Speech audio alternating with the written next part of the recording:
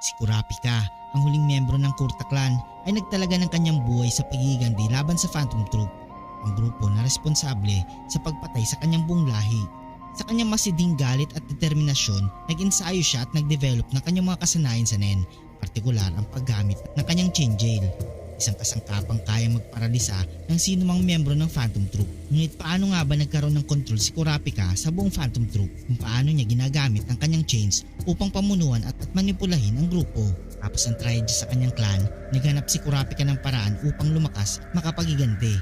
Sa tulong ng mga espesyal na kasanayan sa Nen, partikular ang kanyang pagiging conjurer at specialist, nagawa niyang likhain ang mga chains na may kakayang magparalisa at magmanipula ng mga biktima. Ang chain jail ay eksklusibong epektibo lamang sa mga miyembro ng Phantom Troop at may automatic judgment na nagpipresenta ng immediate consequence kung magtangka ang target na tumakas o lumaban. Sa pamamagitan ng chain jail, nakontrol na ni Kurapika ang ilang miyembro ng Phantom Troop.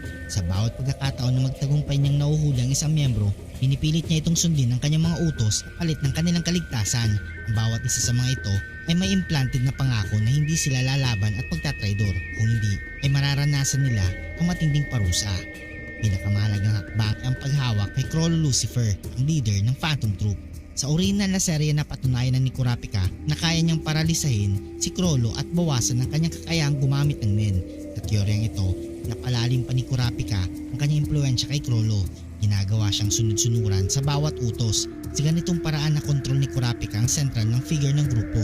Ang iba pang miyembro ng Phantom Troop ay maaaring sumunod kay Kurapika dahil sa takot o dahil sa pagnanais na mabuhay.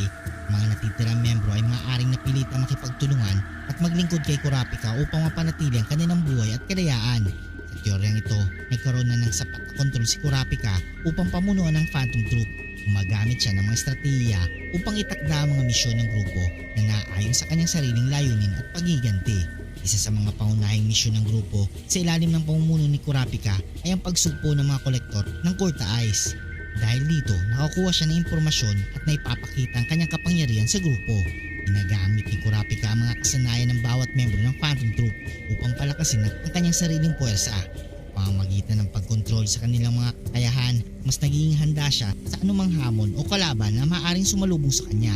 Upang mapanatili ang kontrol, gumagamit si Kurapika ng taktika ng psychological manipulation na ikitungo siya sa mga membro ng grupo sa paraang nagtataguyod ng limitadong tiwala at pag-unawa. Ngunit laging may nakaambang banta ng chain jail kung sakaling magtangka silang magtaksil.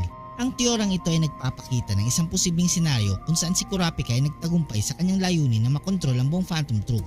Sa pamamagitan ng kanyang dedikasyon, masusing plano at kapangyarihan sa Nen, nagawa niyang isakatuparan ang kanyang pagiganti at gamitin ang grupong itaguyod ang kanyang sariling mga adhikain. Ang tagumpay ni Kurapika sa kontrol ng Phantom Troop ay nagpapakita ng kanyang matinding determinasyon at katalinuhan na siyang nagtulak sa kanya upang magtagumpay sa kanyang misyon. Sa ganitong paraan, maaari nating makita si Kurapika hindi lamang bilang isang Avenger kundi bilang isang mastermind na kaya manipulahin ang mga pinakamapanganib na kriminal sa mundo ng Hunter x Hunter. Kung nagustuhan mong video ito, huwag niyong kalimutang mag-like at subscribe and hit the notification bell button para updated kayo palagi sa ating video. Maraming salamat.